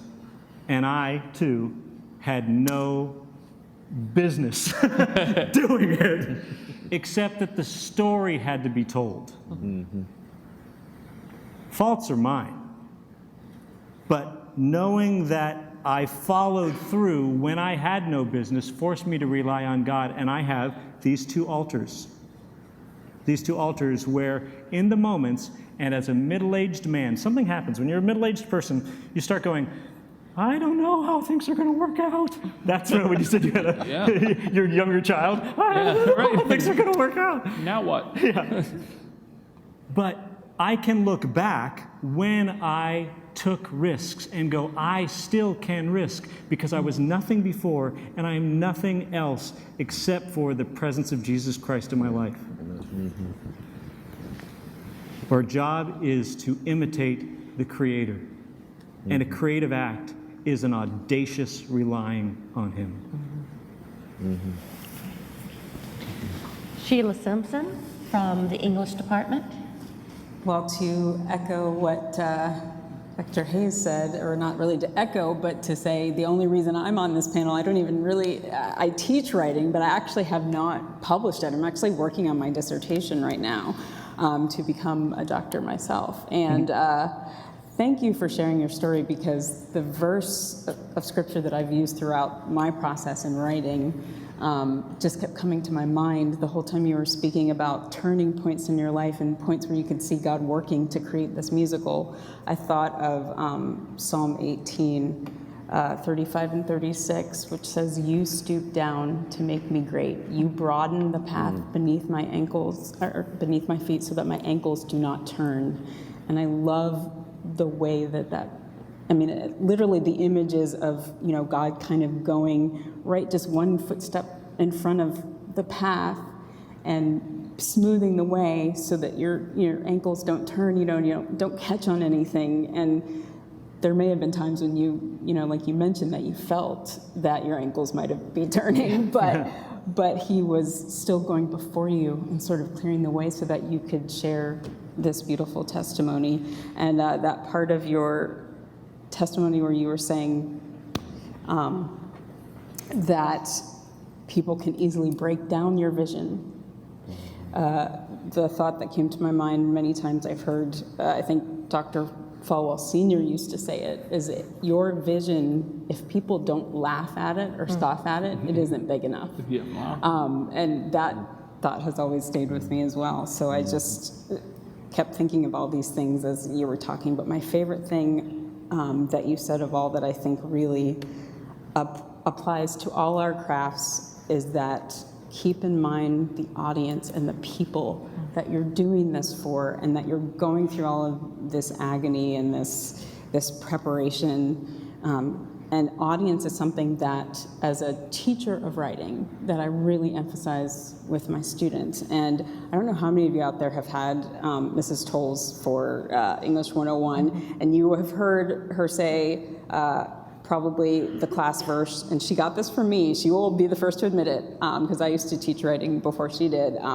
Habakkuk 2:2, write the vision on tablets, and make it plain so that he that readeth it may run with it. And that essentially means make the vision clear so that whoever reads it can act on it, right? So writing is radically situated, whether it's a song, whether it's a poem, whether it's a novel, a play, whatever you're writing, even if it's a tweet or a Facebook post, you've got to keep in mind who is going to be taking that in, and what do you want to communicate? And to the glory of God, we've got to, like you said, your first priority is to communicate Christ. That was your first job, even in the songwriting, the playwriting, you know, everything that you had to do was to glorify God in that room with those people you were in and the people you were preparing for.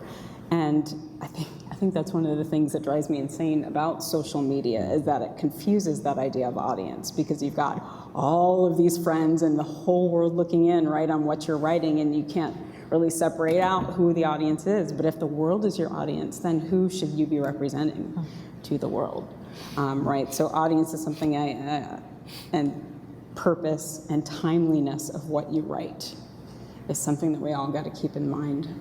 So that's, you know, doing it for the audience and remembering them and keeping them in mind. That's what I emphasize the most with my students as well. So thank you. And during, when I was writing Amazing Grace, during the entire time on my cell phone, I didn't have a picture of my family or my dog or some pretty scene. I had a picture of an audience on there, because I wanted every time I picked up that phone to remember, you know, who I was doing it for. So. Wow, First audience that hears your work, sees your work, snap a picture of them, look at it, remember. It's going to get you through a lot of dark times to remember that you know, you're working for them, and they're not your enemy, and they're not. The wounds of an audience are always true. It's hard medicine when they don't laugh, when you tell a joke that's not funny, and they just kind of look at you. But those wounds are true. They teach you. Professor Darrell Nelson from Cinematic Arts.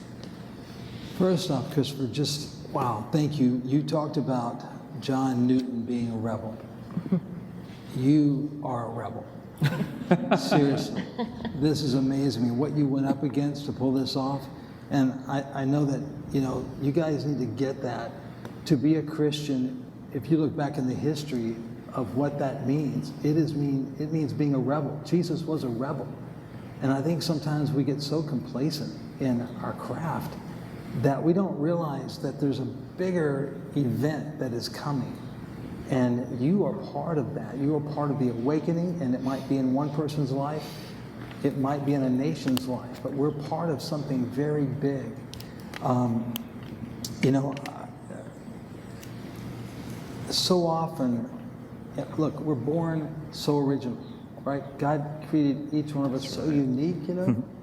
And yet, if we look back on our lives, how much of the time have we been going through life as a copy of something else or somebody else? And talking about vision, when we're talking about that and about having a vision, I mean, sometimes I think we have that vision, the wrong lens that we're looking through sometimes is, you know, 85% of it or more is about, well, how can my career be where I want it to be? How can it be like Christopher Nolan or like Christopher Smith, you know? I mean, how can my career be that? And that's where we've got to get the lens back away from that, because here's the deal. You need to open a vein as a writer. You need to open a vein, get to the truth, and let that come out on the page of what you're writing. If you keep trying to do somebody else, you're never going to do it as well as you do you and what God is trying to say through you. And that is my biggest push to you, is that just open that vein of truth out of you and let it come, and don't fight that. Thank you. You know, it was very inspiring for me to sit here and listen to the story. And as a reminder, my verse I cling to, and I know many of my students know this, is Hebrews 11:1. Faith is the essence of things hoped for, the evidence of things not seen. And our art requires faith of things that we hope for, but it really requires faith of things that aren't seen. We see it in our heart, we see it in our mind, and then we trust God to equip us in order to make it something evident for others to see. And it reminded me of that we should never underestimate the way God can use us. We shouldn't sit there as a student feeling as if God has called us to design costumes and be like, oh, I can only draw stick figures. And then you give up. No, you're drawing stick figures now. It doesn't mean you'll draw stick figures forever. You've got to have faith in what you can't see yet, that the power of God can give you the ability to do the things that you know in your heart God has called you to do. You know, I often have this thought about inspiration. And inspiration is so much about faith. And sometimes you get the inspiration that gives you the strength to walk through the door. And sometimes you've got to walk through the door and then you'll get the inspiration. And what I love about this story is that, yes, Chris had faith, but he put feet to it.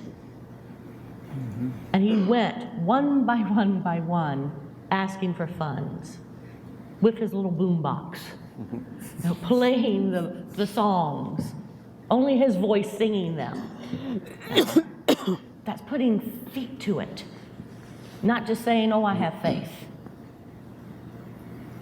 Put your feet to it and walk through the door and see how much your faith grows and just continues to grow. You've got to be steadfast, and then you have to have confidence in your vision. And don't let the world abuse it. Don't let the world tell you your vision doesn't matter. You have to have confidence in your vision, which means sometimes you have to say, no, I can't do that. No, I can't walk down that path. Have confidence in that vision. God is in the middle of it. So have confidence in it. Know where you're going. I love that without vision, the people perish. What a strong word. In my playwriting class, you know how I love words. What a strong word. Perish. There's no way of equivocating that. It's absolute. Don't give up when it gets hard, because it will get hard. Visions are hard things. They don't come easily. And because they don't come easily, God doesn't give them to people who are weak. He gives them to people He knows have the strength within them to do the vision He's given them to do. So you've got to trust in that. You might feel weak, but God doesn't see you that way. So you've got to trust in the way that He sees you. Faith does not mean that it comes easy. And faith and art means you value what God values, not what the world values. Not what the world values. And you cannot force your faith on someone else. You must live your life of faith. You must set an example and then allow the Holy Spirit to work through your actions, work through your life, work through your art. And you may never see the result of it until you get to heaven. It doesn't mean you stop doing it. You know, that's what I got from that. You know, just so inspiring. And so I hope it inspired you guys. I hope it inspired you to ask some questions. Okay? So who wants to go with the first question here? Any question at all? Raise your hand. Okay, Ryan here, if we could give him the microphone.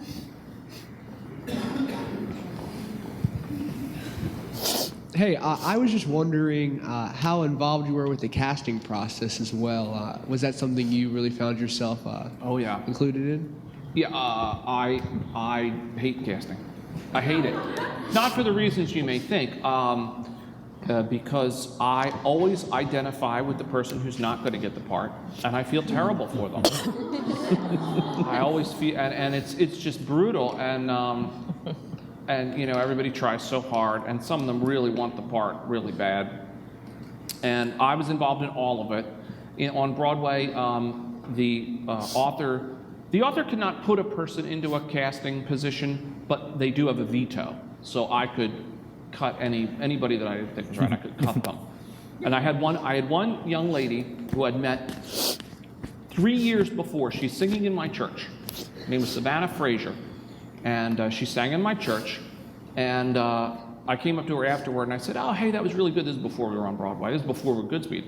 And I said, "Hey, you know, you're really good. You should like do this professionally." She said, "Oh yeah, I'm in school for theater, you know." And I said, "Hey, that's cool. I write a show, and you know, this kind of thing." And we exchanged information and didn't really think anything of it. Here it comes to the Chicago auditions. Now this is the Broadway cast. It was for Chicago. That was a tryout. So she contacts me and she says, "I'm auditioning for Amazing Grace tomorrow, and I just wanted to know if you had any pointers." And I'm not supposed to give pointers. I'm not supposed to say anything, you know, to help people. So what did I do?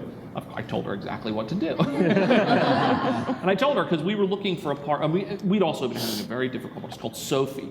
She's the funniest female character, and she's the understudy for Mary, the lead. So she has to be the funniest person on the cast and be able to cover the lead completely. This is a tall order. And nobody could be funny enough, and everybody was pushing and pulling, and I'm sure you've heard the whole idea of, you know, pushing on the work and stuff like that. So I said to her, I said, "Look, Sophie's not funny. She's just her. So just go in and say what you're going to say, complete with a straight face." You know, and we've all met those funny people who say really outrageous things and then go, "What?" I said, "Just do that." And then I gave her a couple other points. She came in and she delivered it beautifully. I mean, we were roaring. And then the director, you know, she finished her thing. She sang all her pieces, all Mary's pieces. And Gabe said, "That was so great. Who have you been working with?" And I'm like, "Oh, here it comes. I'm busted." But luckily she had an acting coach. So she said the acting coach. And I said, "Well, that was really good." And she walked out of the room, and we turned to each other and we said, "She's got the part." And that girl went on as Mary on Broadway. This is her first equity show, and she went on as the lead because she was the understudy. Can you imagine that? Imagine going from school and maybe a couple little things in New York, you know, little productions, and by making that phone call and stepping out and challenging what is, you know, accepted, that happened. So that's my casting story. Okay. Next. What was your research process like for writing a musical, other than using that book by John Newton?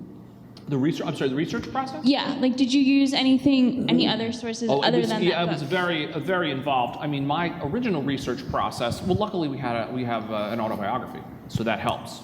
That was just a starting point, though. And one of the things that it was very historical when I came out. When I originally wrote it, there were 40 historical points on which the show was based. And Carolyn Copeland and Arthur Jerome and Gabe Barry, my collaborators, director, producer, and co-author, came to me and they said, "If you stay rooted to the history, we're going to quit. We can't do the show." And I was like, what? And they said, "Look, you have to put your heart on the paper. And the problem with the history is it's giving you a block. And this has to be your story every bit as much as it is John Newton's. So I had to balance the history and the authenticity. And by the way, it wasn't just me. We had experts. We had people that came in and gave seminars on sailing terminology and behavior. We had experts in 3 African languages. We had Ewe, we had Sherbro, and we had Mende, all of which were in the show. We had an expert that came in, taught them how to pronounce it, taught them what mannerisms meant.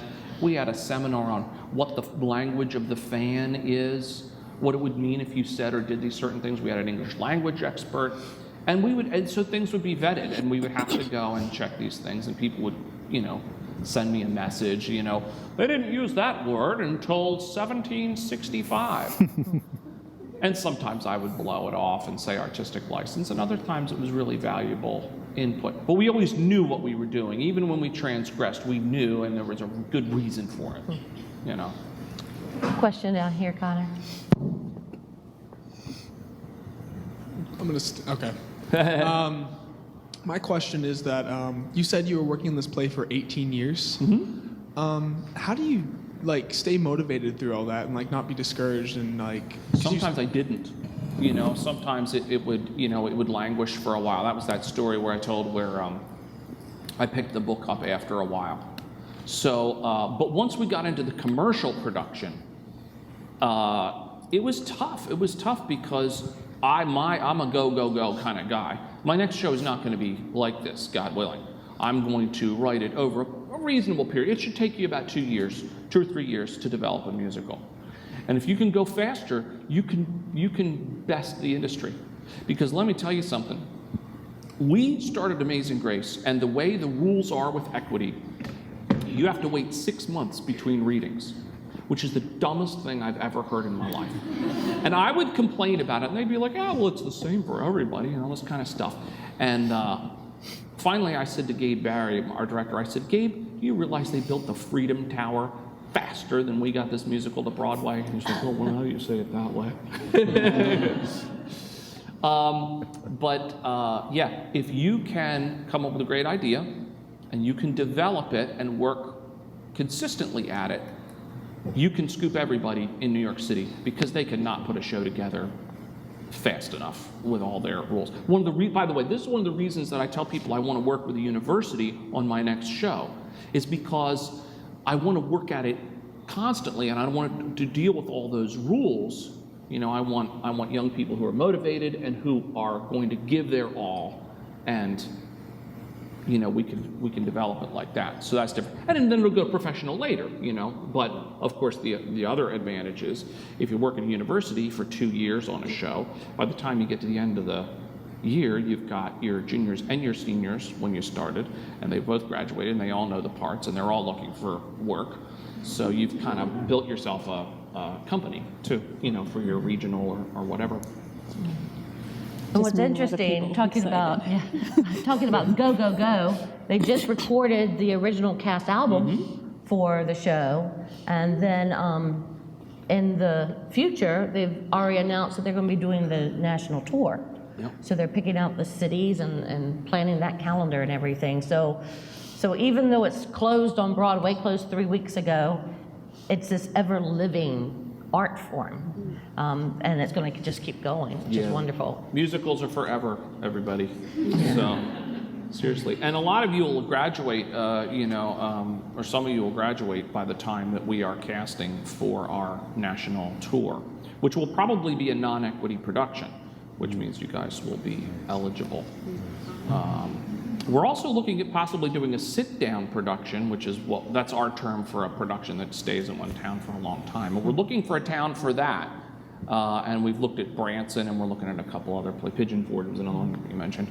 So, so that's another opportunity to get involved for you who are in acting. There's a question right here in the center here.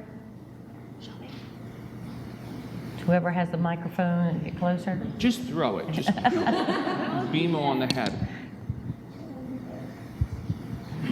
So now that you have, it's been on Broadway and you have a lot more go with this, what are your future plans? What do you want to do for, the rest of your life? Do you want to continue with theater? Do you want to continue making productions? Well, what I want to do is I want to make sure that I don't jump into a box myself. Because remember, one of the biggest boxes is success. Success will put you in a box. So you have to realize that just because you did something in the past doesn't mean that God wants you to do that again. But maybe he does, and we do have to have people that follow up. I think that what's sort of happened now is we've sort of started an infection on Broadway. Sometimes just a little scratch can start an infection, and it grows. And I want people to be hungry in New York City. I want them to go to other shows and be like, oh yeah, it was good, but I just didn't cry like I did at Amazing Grace. Or I didn't feel like it touched me in the way that Amazing Grace touched. So I hope that hunger continues to grow, and that myself and then you guys and other people across the country will really say to themselves, you know what? Wait a minute. I don't have to go and write like, other secular people write. I'll just write what is on my heart. And if people don't like it, then whatever, And to have that audacity, because, look, 80% of the people in this country say that their faith is a part of their daily life. The odds are pretty good. They're not great in New York. And when we went in, we knew New York was our worst market. We knew that. We knew that the New York Times I knew that the New York Times was going to slam us. I told our producer that. I said, and she was like, if I could just get one good quote from the New York Times. Carolyn, it's never going to happen. And see, you don't understand. They can't like it. They can't. It's a worldview thing. To be able to say that someone who is wretched can turn to God and change their life and change the world is not something they can get behind. The whole idea that sort of the editorial board has over there is that you can do communal change without doing inward personal change. And we all know that's a bunch of hooey. Anybody who tried it? Anybody tried it? Ever try and change a group so that they do the right thing without having inward change? Good luck. Because either you may get them to recycle or whatever it is you want them to do. They'll just go off and do some other thing that's awful. It's just the way it is. It's just human nature. Inward change precedes outward change, and there was no way they were going to get behind that. Now, they might not have liked the show, too. That's fine. I mean, I'm not saying that they weren't critiquing the show as a show. But I don't value what they value anyway. The New York Times and critics are a great resource to me because they tell me which shows not to see very reliably. And if they love it, I hate it. And a lot of people are like that. So, and I'll say what I said to the class earlier. The thing about critics you have to remember, they're not customers. Okay, they're not audience members like an audience. They don't pay for their tickets. Okay, you work for the people that pay the ticket price. Somebody's coming in and paying $149 worth of their money for them, their wife and their daughter or whatever.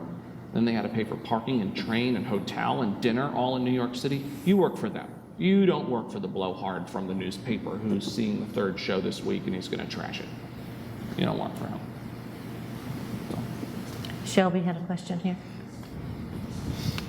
So while Amazing Grace is completely original, a lot of composers are like, Stephen Sondheim or what am I saying here? Rodgers and Hammerstein, they were really big inspirations. What composers or writers or shows did you look back and really inspired you during your writing process? During the writing, Leonard Bernstein was one of my first love affairs with the music. I went through a West Side Story phase that lasted about 2 years, and but that's how I am. I sort of binge listen. I go and I have to figure out why things are good, why they work the way they do. Why is this affecting me the way it is? And I'll listen to it again and again and again and try and work it out. So West Side Story, I did that, Les Miserables. But even earlier than that, I got into John Williams and film scores. And I was a, John Williams nut, and now James Horner and all the different Hans Zimmer and things like that. When I was young, my parents were divorced, and my mother had bipolar disease. Bad, go to the hospital for 6 months, bad. I spent one summer living completely on my own when I was younger. And what probably happened is somehow when I would listen to film scores, because you didn't have videos back then, so, and I would put on the record and I would lay on the couch and I would just sort of see the movie in my head. And then I started to see other movies in my head that had nothing to do with that original music. And then I sort of somehow imprinted on my brain that this is how you feel. This is how music can change your feelings. And somewhere I said, well, then I can let my feelings change the music. And it sort of became reciprocal. It was probably also why I can't read music. By the way, it's not that I don't want to read music, it's that I can't. I can't. It's a language that is incompatible with my internal sense of music. It really is. So, there's that. Okay, right here. Tatiana. Before you picked up the book, I was just wondering, did you have a different vision for your life? Or was the vision that you had, well, okay, I guess you already answered my question. No, it was a radical turn. Now, fortunately, God did not give me the whole vision for the rest of my life, because I would have balked right away. Because if I said to you, hey, guess what? You're going to junk your career and you're going to be spending 18 years of your life doing something that you're completely unqualified for, I would have been like, okay, thanks, God, I really appreciate that. So no, I didn't know it was the turn it was going to be, but I did realize it was completely outside of my vision for my life. You know, I had been a police officer, I'd been a youth director, I was starting a video business, you know, shortly thereafter. So, but I was kind of wandering. By the way, you're going to feel that way. Oh, another interesting thing that you need to know is the gift I got was not the gift I wanted. I wanted to be an actor. When I was in high school, I acted. And I went to a theater school for 1 semester. I didn't learn anything about writing, though, so I'm still completely unqualified. Don't worry. But I took like costume shop. You know, I took things like lighting design and things like this. And I actually thought about being a lighting designer, but we did acting. And at one point we had a professor, guest professor from New York, and she said, I want you to go back to your dorm room, lock the door when nobody's there, and I want you to stand in front of a full-length mirror naked for a half hour and decide if you really want to do this. Thinking, what kind of shows are we talking about here? And her point was, there are going to be no secrets. People are going to see the real you when you are on stage. You are not going to be able to hide who you really are and this kind of thing. But I did not have to do the exercise. I knew. And the sad thing is, I didn't want the parts that a person of my body type and my look would get. I didn't want to play those parts. Now, the big problem with that is I didn't realize that Hairspray was only a couple years away. And the idea of what people looked like on stage changed. And now if you look at film, it's the same thing. Back in the late 80s, early 90s, I mean, you had like John Candy and a couple people, but they were like curiosities, you know.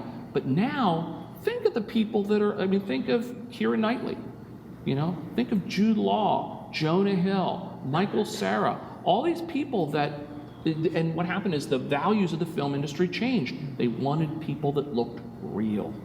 This is also happening to the songwriting industry and the artists, music artists also. I was talking to somebody today about the Plain White T's. If you ever listened to the song 1, 2, 3, 4, you heard how out of tune he is. I mean, he is hopelessly pitchy in that.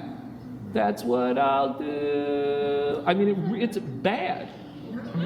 And it's intentional. It's intentional, I'm sure. I'd love to talk to the producer that made it, because he's great. I mean, he's not a pitchy guy.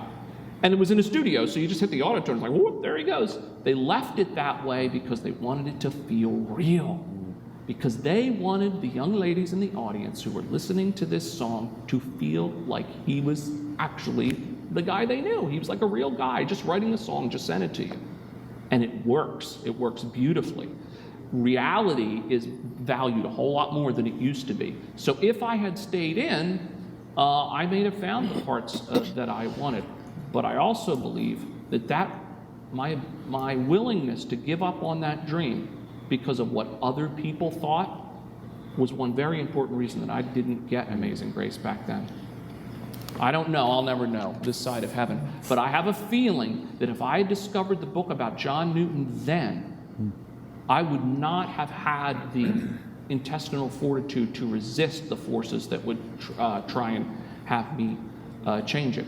And that's why I think I did not get the idea until I had that maturity, and I'd been a police officer, and I, dealt with the world a little more. That's a great one. That is. That's my impression, anyway. We're going to take one more question here with Sarah. I was just wondering, like, getting those first initial people in, especially new work, is incredibly, incredibly difficult. What advice would you have maybe for any aspiring writers in the audience, just kind of with the pitching process, and just because it's hard and you can't give up and, just keep going. But like, any advice that you can give to us in that area about how to be able to reach out to potential investors and potential people that can help you with a project like that? The most important thing you're going to have to do, and this is important whether you're going to need this skill either anyway. Everybody in America should take a basic interview skills course, like police interview, like interrogation course, because you need to be able to read people and find out when they're tracking with you. I could tell during my talk which ones of you, I couldn't see you real well, but I could tell which ones I was tracking with, which ones I wanted. Yes, I do know who yawned. I'm not going to look at you now. But I know who yawned, and I'll just assume that you were tired. And no, but the thing is, you need to be able to interpret the cues that people are giving you so that you know what works and doesn't. Because it's not enough to say, oh, well, this guy invested, this guy didn't. You have no idea. This, oh, she responded well, or she wants to work on the project. That's not enough. You've got to be able to look in their eyes, look at their body language, and see what's working. And tell, because in other words, if I were to say to you, okay, give you a book, oh, here's how you pitch. Here's how you do your elevator speech. It drives me crazy because I write things long and I speak long and I'm a storyteller, so saying that I got to put it into an elevator pitch is... But that might not be right for you. You might have a method of reaching people that nobody's tried, or at least somebody that tried has forgotten. Nobody ever would have put into a book that you should go to complete strangers in their office, play a Bose CD of your songs, tell them the story, and ask them for a big, big check. Nobody would say that, but it worked. Why did it work? Because it was the type of story I was telling. It was my particular way of telling it.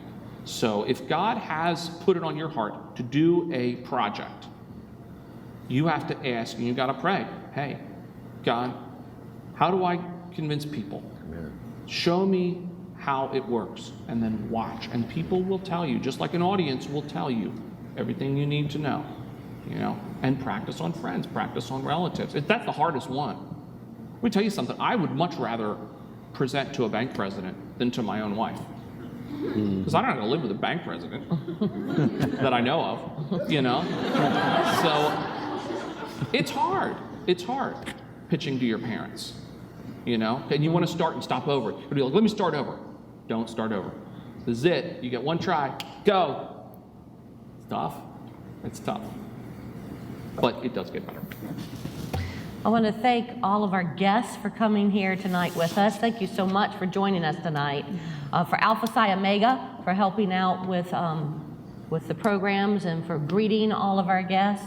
For our panel of professors up here who will continue to join us with the theater majors here in just a second. For April and Will and Caitlin and Pat and Greg and Mark and all the others on the staff who helped with this, for John, for Dave, thank you very much. It's been a very pleasant evening. Now our theater majors, I'm going to ask you to join our guests for our next event, and you'll go out the door here to your left and to rehearsal room 1. And again, thank you to all of our guests who came here tonight.